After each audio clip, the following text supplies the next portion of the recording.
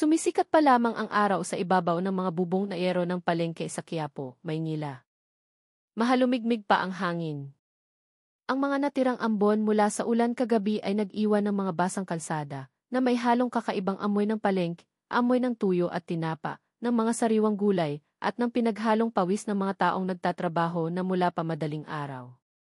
Sa gitna ng kaguluhan, isang matandang lalaki ang dahan-dahang naglalakad habang tinutulak ang isang maliit at luma ng kariton na gawa sa kahoy. Ang pangalan niya ay Mang Lando, isang mangangalakal na mahigit 20 taon nang nabubuhay sa pag-ipon ng mga basura sa paligid ng palengke at mga pampublikong basurahan. Kupas na ang kanyang damit, ang kanyang pantalon ay puno ng mga tagpi, ngunit ang kanyang mukha ay mayroon pa ring kapayapaan. Palagi niyang binabati ng ngiti ang sinumang kakilala niya, kahit na ang buhay ay bihirang magbigay sa kanya ng dahilan para ngumiti. Magandang umaga, Mang Lando, bati ni Aling Nena, ang kanyang suking magugulay. Magandang umaga rin, Nena. Salamat sa Diyos at binigyan pa tayo ng hininga, magaan na sagot ni Mang Lando habang inaangat ang isang sakong plastik na puno ng mga bote. Simple lang ang buhay ni Mang Lando. 5 taon na siyang biyudo at ang kanyang kaisa-isang anak na lalaki ay nagtatrabaho sa Saudi Arabia bilang isang construction worker at bihirang magparamdam. Ngunit kahit mag-isa, pinapanatili niya ang kanyang dignidad. Ayaw niyang mamalimos. Habang kaya pa ng katawan kong magtrabaho, hindi ako hihingi ng limos, iyon ang palagi niyang sinasabi sa mga residente sa paligid na madalas gustong tumulong. Ngunit sa umagang iyon, ang palengke na karaniwang puno ng tawanan ng mga tindera ay biglang napuno ng tensyon. Isang patrol car ang biglang huminto sa gilid ng kalsada. Mula sa loob, lumabas ang isang lalaking malaki ang katawan, nakauniporme ng pulis, kumpleto sa itim na salamin at tumatakip sa kanyang mga mata. Siya si Patrolman Marco, isang pulis na kilala sa pagiging mainitin ang ulo sa lugar na iyon. Mayroon siyang komplikadong reputasyon. Sa isang banda, kilala siya sa pagiging disiplinado at matapang. Ngunit sa kabilang banda, maraming tindera ang takot sa kanya dahil sa kanyang aroganting pag-ugali. Madalas siyang manigaw ng mga tao sa publiko ng walang malinaw na dahilan, lalo na kapag masama ang kanyang timpla. Sa araw na iyon, halatang inis si Marco. Hindi malinaw kung dahil ba sa problema sa bahay o sa sermon mula sa kanyang nakatataas, ngunit ang kanyang mukha ay tensyonado at mataas ang tono ng kanyang pananalita. Nang makita niya si Mang Lando na namumulot ng mga plastik na bote sa gilid ng kanyang sasakyan, mabilis siyang lumapit. "Hoy, anong ginagawa mo rito?" sigaw niya. Lumingon si Mang Lando, bahagyang nagulat, ngunit nanatiling kalmado. "Namumulot lang po ng mga bote, sir. Wala naman po akong ginagambala." "Huwag kang magdahilan. Magnanakaw ka, ano?" Marami na ngayong modus na tulad ninyo, umalingaw ang boses ni Marco, na naging dahilan upang mapalingon ang ilang tao sa palengke. Mula sa malayo, nag-aalalang tumingin si Aling Nena. "Si Mang Lando yun, di ba?" bulong niya sa katabing pwesto. "Naku, sir, nangangako po ako. Basurang bote lang po ang kinukuha ko, hindi po gamit ng iba," sabi ni Mang Lando. Ang kanyang boses ay mahinahon ngunit may diin. Ngunit ayaw makinig ni Marco. Tinulak niya ng malakas ang dibdib ni Mang Lando. Nawala ng balanse ang maliit na kariton. Ang laman ng sako ay tumapon sa kalsada. Ang mga plastik na bote ay gumulong patungo sa kanal, nagkalat sa basang lupa. "Tingnan mo. Puro kalat lang ang alam mong gawin," sigaw ni Marco habang sinisipa ang isang boteng gumulong malapit sa kanyang paa. Nagsimulang magkumpulan ang ilang tindera. May gustong sumuway, ngunit natatakot. "Hayaan mo na, baka tayo pa ang mapagbalingan," bulong ng isa sa kanila. Yumuko si Mang Lando, nagsimulang mamasa ang kanyang mga mata. Lumuhod siya, pinupulot isa-isa ang mga boteng natapon. "Pasensya na po, sir. Lilinisin ko po ulit," sabi niya ng mahina. Ngunit sa halip na hayaan, sinipa pa ni Marco ang kariton hanggang sa tuluyan itong tumaob. "Huwag kang magpanggap na mabait. Akala mo ba tanga ako?" Natahimik ang lahat. Tanging ang tunog ng mga nababasag na bote at ang mga yabag ng mga taong dahan-dahang lumalayo sa gulo ang maririnig. Mula sa di kalayuan, isang binatang nakasuot ng jacket ng isang ride-hailing service ang nanonood sa pangyayari ng may tensyon sa mukha. Katatapos lang niyang maghatid ng almusal sa isa sa mga pwesto sa palengke. Ang pangalan niya ay Leo. 25 taong gulang. Hindi kilala si Leo, ngunit mayroon siyang malakas na pakiramdam para sa katarungan. Lumaki siya sa isang simpleng pamilya at ang kanyang yumaong ama ay isa ring mangangalakal. Kaya't nang makita niya ang isang matandang tulad ni Mang Lando na tinatrato ng walang pakundangan, kumulo agad ang kanyang dugo. Lumapit siya, sinusubukang pigilan ang sarili na maging padalos-dalos. Sir, tama na po yan. Huwag niyo na pong saktan. Wala naman po siyang ginagawang masama, sabi niya sa maingat na tono. Lumingon si Marco, matalim siyang tinitigan. Sino ka? Nakikialam ka sa gawain ng pulis? Ha? Hindi po ako nakikialam, sir. Pero lahat po ng tao dito, kilala si Mang Lando. Hinding-hindi po yan manggugulo. Naghahanap buhay lang po siya, namumulot ng basura para may makain. Ang boses ni Leo ay nagdulot ng mas maraming atensyon. Ilang residente ang nagsimulang maglakas loob na magbulungan. Totoo yan, sir. Mabait na tao si Mang Lando. Imposibleng magnakaw yan. Kilala namin siya. Ngunit sa halip na kumalma, lalo pang nagalit si Marco. Manahimik kayong lahat. Ako ang responsable sa seguridad dito, hindi kayo. Sa nag-uumapaw na emosyon, tinitigan niya si Leo mula ulo hanggang paa at sinabing, ang yabang mo, ah. Akala mo kung sino ka. Kayong mga bata ngayon ang daming bastos. Gusto mong kalabanin ang otoridad? Nagpigil ng hininga si Leo. Alam niya ang panganib ng paghamon sa isang pulis sa publiko, ngunit nang makita niya si Mang Lando na nanginginig habang pinupulot ang mga bote sa ilalim ng paa ni Marco, hindi na niya napigilan ang kanyang galit. Sinasabi ko lang po ang totoo, sir. Kung gusto ninyong maging tunay na alagad ng batas, tulungan ninyo ang mga mahihina, hindi ninyo sila tinatapakan. Ang pangungusap na iyon ay nagpatigil sa hininga ng lahat. Biglang tumahimik ang paligid. Lumapit si Marco, namumula ang kanyang mukha. Anong sinabi mo? Ulitin mo kung matapang ka. Tinitigan siya ni Leo ng diretso sa mata. Ang sabi ko po, hindi kayo bayani kung ang pinapakita ninyong tapang ay sa mga mahihirap lang. Nang walang pag-aalinlangan, biglang tinulak ni Marco si Leo ng malakas. Bastos! Muntik nang matumba si Leo, ngunit napigilan niya ang sarili, sinubukang manatiling kalmado. Ngunit nang makita niyang sinipa na naman ni Marco ang sako ni Mang Lando, naubos na ang kanyang pasensya. Hinawakan ni Leo ang kamay ni Mang Lando at itinayo ito. Tay, hayaan niyo na po yan. Ako na po ang bahala. Ngumisi si Marco. Gusto mong magpakabayani? Ha? Hindi po ako bayani, sir. Tao lang po na alam ang pagkakaiba ng tama sa mali.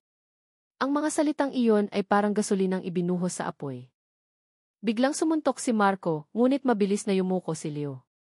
Sumablay ang suntok at muntik pang ikawala ng balance ni Marco. Nagsigawan ang mga tao, hoy, huwag kayong mag-away dito. Sobra na iyang pulis na iyan. Ngunit bago pa lalong lumala ang sitwasyon, isang malalim na boses mula sa kabilang dulo ng kalsada ang pumutol sa kaguluhan. Marco, itigil mo iyan ngayon din. Lumingon ang lahat. Mula sa isang itim na sasakyan na walang marka ng pulisya, lumabas ang isang lalaking nasa 50 taong gulang, nakasibilyan ngunit may otoridad. Siya si Police Captain Santos, ang direktang hepe ni Marco. Ang kanyang mga hakbang ay kalmado ngunit matatag. Ang tingin ng kanyang mga mata ay matalim. Ano na namang gulo ang ginagawa mo dito, umagang-umaga, sa harapan ng mga tao? Agad na tumayo ng tuwid si Marco, halatang kinakabahan. Report po, sir. Pinapatino ko lang po ang isang pulubing kahina-hinala. Sumulyap si Santos kay Mang Lando na nanginginig pa rin habang hawak ang kanyang sako. Itong pulubi na ito ay matagal ng mangangalakal dito sa palengke, Marco. Akala mo ba hindi ko siya kilala? Nagkatinginan si Leo at ang mga residente. Mayroong pakiramdam ng ginhawa, ngunit mayroon ding pagtataka. Tinitigan ni Santos ang kanyang tauhan ng malamig. Akala mo ba dahil pulis ka, may karapatan ka ng manghiya ng tao sa daan? Kung nawawalan ka ng kontrol sa harap ng mamamayan, ano ang pinagkaiba mo sa isang preman? Natahimik si Marco, namumula ang mukha sa hiya. Lumingon si Santos kay Mang Lando. Ayos lang po ba kayo, Tay? Yumuko ng may paggalang si Mang Lando. Ayos lang po, sir. Yung mga bote ko lang po ang natapon. Huminga ng malalim si Santos at sinabing, pulutin ninyo ulit, ipapatulong ko sa mga tauhan ko. Pasensya na po kayo sa ginawa ng tao ko. Ang mga residente na kanina patahimik ay nagsimulang magbulungan. May isang lihim na kumukuha ng video gamit ang kanyang cellphone. Tinitigan ni Leo si Marco nang may pagkadismaya, hindi galit. Tingnan ninyo, sir. Kung gusto ninyong respetuhin, hindi po iyan nakukuha sa dahas, kundi sa tamang asal. Naggitngit ang mga ngipin ni Marco, ngunit wala siyang magawa. Sumenya si Santos kay Marco na bumalik sa sasakyan. Pumunta ka sa opisina mamayang hapon. Mag-uusap tayo. Dahan-dahang umalis ang patrol car. Iniwan ang palengke na tensyonado pa rin, ngunit nagsisimula ng kumalma. Tinulungan ni Leo si Mang Lando na itayo ang kanyang kariton. Hayaan niyo na po yun, Tay. Wala po kayong kasalanan. Isang maliit na ngiti ang sumilay sa labi ni Mang Lando. Salamat, iho. Kakaiba talaga ang mundo. Minsan, ang mahihina ang napagbibintangang masama at ang malalakas ang laging tama. Ngumiti rin si Leo. Pero may mga nakakakita pa rin naman po, Tay. Marami pa ring may pakialam. Umupo silang dalawa sandali sa gilid ng kalsada, ninanamnam ang nagsisimulang uminit na hangin ng umaga. Ngunit hindi pa nila alam na simula pa lamang iyon. Dahil ang video nakuha ng isang residente na nagpapakita kay Patrolman Marco na nananakit ng isang mangangalakal ay nagsisimula ng kumalat ng mabilis sa social media. At sa loob lamang ng ilang oras, ang pangalan ni Marco ay pag-uusapan na ng buong lungsod. Ilang oras lang ang lumipas, sumabog na sa Facebook at TikTok ang video. Ang pamagat, Pulis de Quiapo, nanakit ng matandang mangangalakal. Milyon-milyon ang views sa loob lamang ng isang hapon. Ang comment section ay naging isang larangan ng digmaan ng mga opinyon. Tanggalin sa serbisyo yan. Walang puso, sigaw ng isang komento. Kawawa naman si tatay. Nananahimik na naghahanap buhay, ginanyan pa, sabi ng isa pa. Ang galit ng publiko ay parang apoy na mabilis kumalat. Para kay Marco, ang mundo niya ay gumuho. Nang hapon na iyon, sa opisina ni Captain Santos, ang katahimikan ay mas mabigat pa kaysa sa anumang sigaw. Inilapag ni Santos ang kanyang tablet sa mesa. Ang video ay nakaplay, walang tunog. Nakita mo na ba to, Marco? Tanong ni Santos, ang boses ay kalmado ngunit may bigat. Yumuko si Marco. Hindi siya makatingin sa mata ng kanyang hepe. Opo, sir. Alam mo ba kung gaano kalaki ang pinsalang idinulot mo? Hindi lang sa sarili mo, kundi sa buong departamento. Isang maling kilos mo, Marco, dinungisan mo ang unipormeng suot natin. Walang naisagot si Marco. Ang yabang niya kaninang umaga ay napalitan ng malalim na hiya. Simula bukas, desk duty ka. Walang patrol. Walang baril. Mag-file ka ng mga papeles hanggang sa matapos ang investigasyon. Malinaw ba? Opo, sir, halos pabulong na sagot ni Marco. Pag-uwi niya ng gabing iyon, ang bahay na dapat sana ay kanyang kanlungan ay naging isa pang lugar ng paghuhusga. Sinalubong siya ng kanyang asawa, si Elena, na hawak ang telepono, baka sa mukha ang pag-aalala at pagkadismaya. Marco, ano to? Kumakalat sa buong Facebook. Tinatawagan ako ng mga kamag-anak ko. Nakakahiya. Elena, hayaan mo muna akong magpaliwanag. Magpaliwanag? Anong ipapaliwanag mo? Kitang-kita sa video, Marco. Tinulak mo iyong matanda. Sinipa mo iyong kariton niya. Para kang hindi tao. Napasabunot si Marco sa kanyang buhok. Mainit lang ang ulo ko. May problema sa trabaho. At yung matanda ang pinagbuntunan mo ng galit mo, umiiyak na sabi ni Elena. Paano kung tatay ko ang ginanyan mo? Marco, hindi na kita kilala. Pumasok si Elena sa kwarto at malakas na isinara ang pinto. Naiwan si Marco sa sala, mag-isa, na napapaligiran ng katahimikang sumusumbat. Ang mga salita ni Mang Lando, ang mga salita ni Leo, at ang malamig na tingin ni Captain Santos ay paulit-ulit na tumatakbo sa kanyang isipan. Ang paggalang na matagal niyang hinangad ay biglang nawala dahil sa isang umaga ng kahangalan. Sa kabilang dako ng lungsod, sa isang maliit na barong-barong sa ilalim ng tulay, si Mang Lando ay walang kamalay-malay sa bagyong nilikha ng kanyang karanasan. Dinalaw siya ni Leo pagkatapos ng trabaho nito, dala ang isang supot ng mainit na pandesal at kape. Tay, kumusta po kayo? Tanong ni Leo. Ngumiti si Mang Lando. Ayos lang, iho. Medyo masakit lang ang dibdib ko sa pagkakatulak. Pero sanay na sa hirap ang katawang to. Nakita niyo na po ba yung video? Sikat na po kayo, pabirong sabi ni Leo habang pinapakita ang kanyang telepono. Pinanood ni Mang Lando ang video. Hindi siya nagalit. Sa halip, isang anino ng lungkot ang dumaan sa kanyang mga mata. Kawawa naman yung pulis, bulong niya. Nagulat si Leo. Po. Kayo na nga po ang sinaktan, kayo pa po ang naaawa. Iho. Dahil sa ginawa niya, sigurado akong mas malaki ang problema niya ngayon kaysa sa mga boteng natapon sa akin. Ang galit, parang lason yan. Siya ang uminom, pero baka buong buhay niya ang malason. Ang mga salitang iyon ay tumago sa puso ni Leo. Nakita niya ang isang uri ng lakas kay Mang Lando na hindi niya pa nakikita dati, ang lakas na magpatawad. Kinabukasan, nagbago ang buhay sa palengke. Nang dumating si Mang Lando, sinalubong siya ng mga tindera na parang isang bayani. Mang Lando, ito po, sa inyo na tong mga sako ng bote, sabi ng isang magkakarne. Tay, tanghalian po, alok ni Aling Nena, inaabutan siya ng isang nakabalot na kanin at ulam. Nalilito si Mang Lando sa biglaang atensyon. Naku, salamat, pero hindi ko naman kailangan. Huwag na po kayong tumanggi, Tay. Utang na loob po namin sa inyo ang tapang ninyo, sabi ng isa pa. Samantala, nagsimula na ang parusa ni Marco. Ang kanyang desk ay nasa sulok ng opisina, malayo sa lahat. Ang mga kasamahan niya na dati nakikipagbiruan sa kanya ay umiiwas na ngayon. Ang mga bulungan ay naririnig niya sa kanyang likuran. Ang bawat araw ay isang pagtitiis sa kahihiyan. Sa gabi, hindi siya makatulog. Ang imahe ng mukha ni Mang Lando, mahinahon, marangal, at hindi lumalaban ang bumabagabag sa kanya. Isang linggo ang lumipas. Hindi na matiis ni Marco ang bigat sa kanyang dibdib. Kailangan niyang gawin ang tama. Isang hapon, pagkatapos ng trabaho, hindi siya umuwi. Nagtanong-tanong siya sa palengke hanggang sa may magturo sa kanya kung saan nakatira si Mang Lando. Natagpuan niya ang barong-barong sa ilalim ng maingay na tulay, sa gitna ng isang komunidad ng mga informal settlers.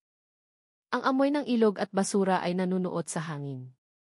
Kinatok niya ang pintong gawa sa pinagtagpitagping yero. Bumukas ito at bumungad si Mang Lando. Nagulat ito nang makita kung sino ang nasa labas. Hindi makapagsalita si Marco sa simula. Ang lahat ng tapang niya ay nawala. Yumuko siya. Mang Lando. Tay. Nandito po ako para humingi ng tawad. Nagsimulang manginig ang kanyang boses. Wala po akong karapatang gawin yun sa inyo. Maling-mali po ako. Arogante po ako at patawarin niyo po sana ako. Tinitigan siya ni Mang Lando ng matagal. Walang galit sa kanyang mga mata, tanging pag-unawa. Pumasok ka, iho, sabi niya. Sa loob ng maliit na barong-barong, naupo si Marco sa isang lumang bangkong kahoy. Inabutan siya ni Mang Lando ng isang basong tubig. Alam mo, iho, simula ni Mang Lando, ang uniforme, parang balat lang yan. Madaling isuot, pero ang totoong pagkatao, nasa loob. Ang paggalang, hindi yan hinihingi o pinipilit. Kusang ibinibigay yan sa mga taong karapat-dapat. Tumulo ang luha ni Marco. Alam ko po. At habang buhay ko pong pagsisisihan ang ginawa ko. Ang pagsisisi ay simula lang, sabi ni Mang Lando. Ang tunay na pagbabago ay nasa gawa. Tumayo ka. Huwag mong hayaang ang isang pagkakamali ang magtakda kung sino ka. Matuto ka mula rito. Ang pagpapatawad ni Mang Lando ay hindi isang malakas na deklarasyon, kundi isang tahimik na pag-aanyaya para sa pagbabago. Nang gabing iyon, sa kauna-unahang pagkakataon sa loob ng isang linggo, nakatulog si Marco ng mahimbing. Mayroon siyang bagong determinasyon. Hindi para ibalik ang kanyang reputasyon, kundi para maging isang taong karapat-dapat sa pangalawang pagkakataon. Nang malaman ni Captain Santos ang ginawa ni Marco, tinawag niya ito muli sa kanyang opisina. Narinig ko ang ginawa mo, Marco. Iyon ang unang tamang hakbang na ginawa mo sa loob ng matagal na panahon. Salamat po, sir. Pero hindi dyan nagtatapos, sabi ni Santos. Mayroon tayong community program sa susunod na buwan. Isang malawakang clean-up drive sa Quiapo. Ikaw ang itatalaga kong mamuno. Natigilan si Marco. Ako po, sir. Ikaw. Ito ang pagkakataon mo. Patunayan mo, hindi sa akin, kundi sa sarili mo at sa mga tao, na kaya mong gamitin ang kapangyarihan mo para tumulong, hindi para manakit. Dumating ang araw ng clean-up drive. Maaliwalas ang umaga, bughaw ang langit, at ang hangin sa palengke ay puno ng sigla. Isang malaking banner na may nakasulat na i-aksyon linis palengke, pulis at mamamayan, nagkakaisa, ang nakasabit. Dumating si Leo, suot ang kanyang berde at itim na uniforme, tumutulong sa pamimigay ng tubig. Si Mang Lando naman ay abala sa pag-aayos ng mga boteng plastik na gagamitin sa paggawa ng mga recycled na basurahan. Nang huminto ang patrol car at bumaba si Patrolman Marco, sandaling tumahimik ang paligid. Marami pa rin ang nakakakilala sa kanyang mukha. May mga nagbulungan, may mga tumingin ng may pag-aalinlangan. Ngunit naglakad si Marco papalapit ng may kalmadong mukha. Wala na ang dati niyang salamin, wala na rin ang aroganting tindig.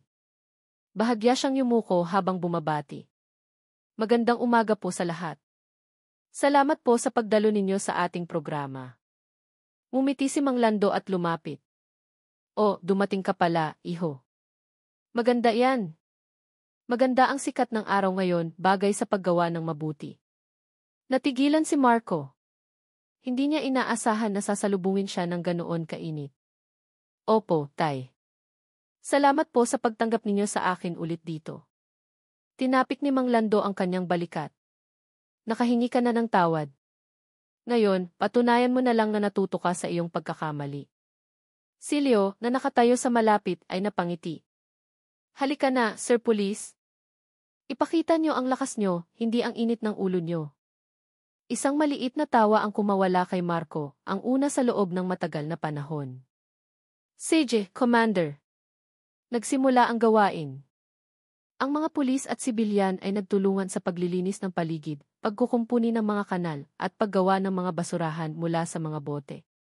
Sumabak si Marco, nagbuhat ng mga sako, nagpukpok ng pako, hanggang sa mabasa ng pawis ang kanyang damit. Ang ilang residente na noong una inag-aalinlangan ay nagsimulang humanga sa kanyang kasipagan. Aba, marunong din palang magtrabaho itong si Sir Police, biro ng isang tindera. Tumawa lang si Marco. Siyempre naman po, ma'am. Natuto po ako sa isang magaling na guro, sabi niya habang sumusulyap kay Mang Lando. Mahinang tumawa si Mang Lando. Huwag mo akong tawaging guro, baka mapilitan akong magsermon araw-araw. Nagtawanan sila. Ang dating tensyonadong lugar ay napuno ng init at pagkakaisa.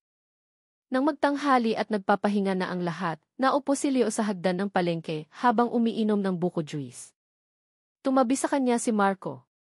Leo, mahinang sabi ni Marco, noong araw na iyon, galit na galit ako sa'yo. Akala ko, gusto mo lang magpasikat. Kalabanin ang pulis para mag-viral. Pero mali pala ako. Ngumiti si Leo. Medyo inis din po ako sa inyo noon, sir. Pero kung hindi nangyari iyon, baka hindi tayo magkatabing nakaupo ngayon. Tumango si Marco. Minsan talaga, kailangan muna nating madapa para ma-realize na hindi tayo mas mataas kaysa kahit kanino. Sandaling katahimikan. Tumingin si Leo kay Mang Lando na nakaupo sa ilalim ng puno, kahati ang isang bata sa kanyang tinapay. Tingnan niyo po, sir. Yung mga taong tulad niya, kaunti lang ang meron, pero ang dami nilang napapasaya. Tumingin din si Marco sa parehong direksyon. Mas mayaman pa siya sa ating lahat. Pagsapit ng hapon, natapos ang gawain. Ang palengke ay mas malinis na ngayon. Ang mga kanal ay malayang dumadaloy at ang mga bagong basurahan ay nakatayo sa bawat sulok. Dumating si Captain Santos upang tingnan ang resulta. Magaling! Maayos ang lahat. Ipinagmamalaki ko kayong nagtutulungan. Magalang na kinamayan ni Mang Lando si Santos. Salamat po, sir. Masaya po akong makita na malapit na ngayon ang pulis sa mga tao. Ngumiti si Santos. Iyan naman po talaga dapat ang trabaho namin, Mang Lando. Nakatayo si Marco sa likuran nila at lumapit na may dalang malaking sako. Tay, naipon ko na po yung mga natirang bote. Gusto niyo po, iabot ko sa inyo para maibenta niyo. Tinitigan siya ni Mang Lando at tumawa. Aba, tinutulungan mo na ako ngayon sa paghahanap buhay. Salamat, iho. Yumiling si Marco. Isipin niyo na lang po na ito yung lumang utang ko na hindi pa bayad. Ilang araw ang lumipas, isang bagong video ang kumalat sa social media. Ngayong beses, hindi tungkol sa karahasan, kundi tungkol sa pagkakaisa. Ipinapakita sa video sina Marco, Leo at Mang Lando na magkakasamang nagtatrabaho sa palengke. Maririnig ang malumanay na boses ng isang residente bilang narasyon, dati, ang palengking ito ay naging lugar ng hidwaan dahil sa di pagkakaunawaan. Ngayon, ito na ang lugar ng kapayapaan dahil sa pagpapakumbaba. Naging viral ulit ang video, ngunit sa ibang direksyon. Ang pamagat, nang magsama-sama ang mga ngalakal, rider, at pulis para sa kalikasan. Bumuhos ang mga komento. Saludo! Ito ang tunay na pagbabago. Mula sa negative viral, naging inspirasyon. Sana dumami pa ang mga pulis na tulad niya. Binasa ni Marco ang mga komento sa kanyang telepono habang may maliit na ngiti sa kanyang labi. Hindi niya kailangan ang pagpapatunay mula sa publiko, ngunit ang makitang nagtitiwala muli sa kanya ang mga tao ay isang ginhawang hindi matatawaran. Nag-type siya ng maikling mensahe kay Santos. Salamat po, sir. Hindi ko po sasayangin ang pangalawang pagkakataong ito. At mula sa kabilang linya, sumagot si Darto, naniniwala akong kaya mong magbago. Huwag kang tumigil dito. Nang gabing iyon, nakaupo si Marco sa beranda ng kanilang bahay, kasama ang asawang si Elena.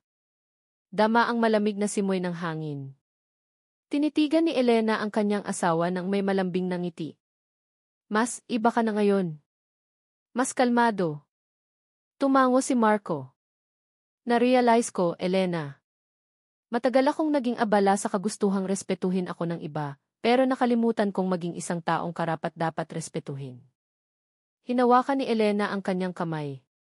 Ang mahalaga, alam mo na ngayon. Ang buhay ay laging nagbibigay ng pangalawang pagkakataon sa mga taong gustong magbago. Tumingala si Marco sa langit. At hindi ko na ito sasayangin pa. Sa kabilang banda, si Leo, na nakaupo sa kanyang nirerentahang kwarto, ay nag-post sa kanilang group chat. Mga paps, next week, mag-organize tayo ng pangwolekta ng bote, kasama ang mga taga-palengke at mga pulis.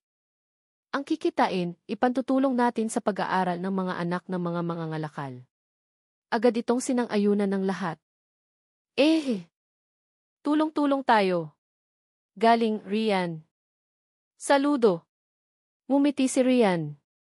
Alam niyang hindi kailangan maging malaki ang pagbabago. Sapat na ang isang maliit na kilos na ginawa ng may katapatan para mabago ang pananaw ng marami. At sa dulo ng iskinita sa palengke, nakaupo si Mang Lando sa ilalim ng isang madilim na ilaw poste, maingat na tinitipon ang kanyang sako ng mga bote. Tumingin siya sa palengke na ngayon ay mas malinis at mas masigla at bumulong, salamat sa Diyos, hindi talaga siya natutulog. Minsan, yung dating nang aapi, ngayon ay kasama ng tumutulong. Ang mundo ay umiikot, ngunit ang pusong tapat ay hindi kailanman natatalo. Tumayo siya, dahan-dahang itinulak ang kanyang kariton pauwi. Ang mga lumang gulong nito ay marahang